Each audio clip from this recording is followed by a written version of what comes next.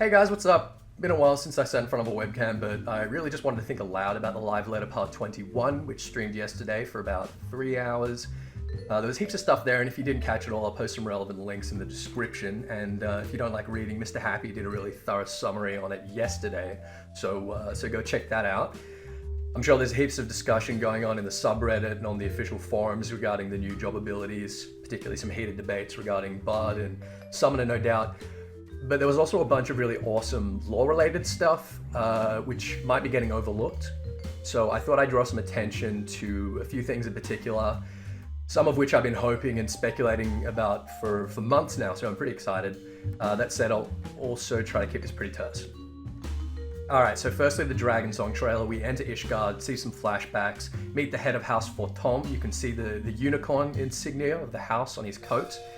Then we see Iceheart kicking around with Alphino Estinian and the Warrior of Light, and furthermore apparently having some kind of fairly civil parley with Nidhogg.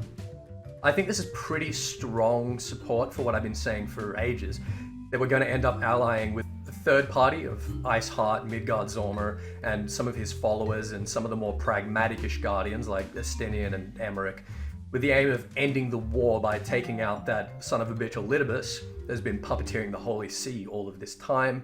If you need more evidence for this, have another listen to the lyrics of the Dragon Song. Echoes of truths once rang clear, two souls intertwined. One true love they defined, bringing land and heavens near. But flames that burned full bright soon fell dark, memories dimmed by shadowed hearts, watching as their worlds drift apart. So what we're really talking about here is a unity of dragon and man before the Ascian shadow fell over ancient Allag and produced the Allagan-Mericidian War. There's also very strong allusion to the original Saint Shiva, who tried to unite Ishgard and Dravania despite the ancient hatred that both sides had inherited. And she typified the attitude with what the Ishgardians declared a heretical act. And of course, there's reference to the Ascian shadow looming over the Holy See as well. The other really interesting part of this trailer is that we actually meet the big man himself in the Sea of Clouds. It's hard to speculate exactly what he's doing here, but it must be something pretty big to bring Galvis to Eorzea in person. We see some Vanu with his entourage, but they actually seem to be restrained to one another as prisoners to me. So this scene may well have something to do with Bismarck and with our goals aligning with that of the Garleans in dealing with the Primal, but I suspect that the Garleans are going to tie a bit closer with the theme of Heaven's Ward. I know this is a big leap, but hear me out. When we first entered the Binding Coils, it was primarily to prevent the Garleans from excavating Allagan technology.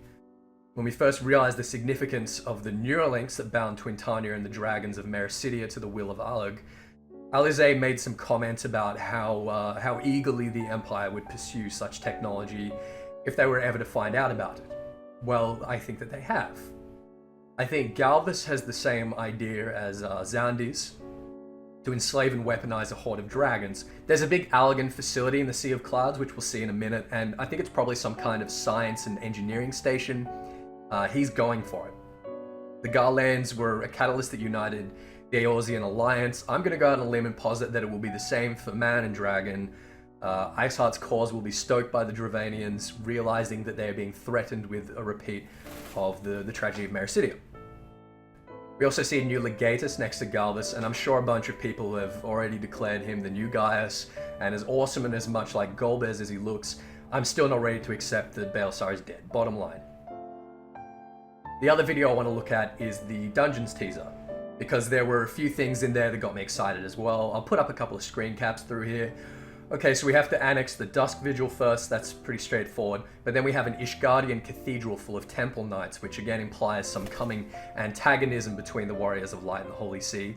Then skipping forward a bit, we all wanted it, I was pretty certain it was coming, and it's finally confirmed, the Great Library. It is clearly a dungeon, however, which makes me wonder whether or not we'll actually be able to visit it in the open world once it's cleared and get our lore fixed. I was personally hoping that we'd walk in and Koji Fox would be sitting at reception just completely oblivious to the fact that the place has been abandoned for a quarter of a century, just surrounded by like takeaway coffee cups and half-eaten tacos, and we'd be able to harass him with questions that would feed straight to his Twitter account and wake him up while he's sitting in his real office at 3 o'clock in the morning, surrounded by empty coffee cups and tacos. No. Okay.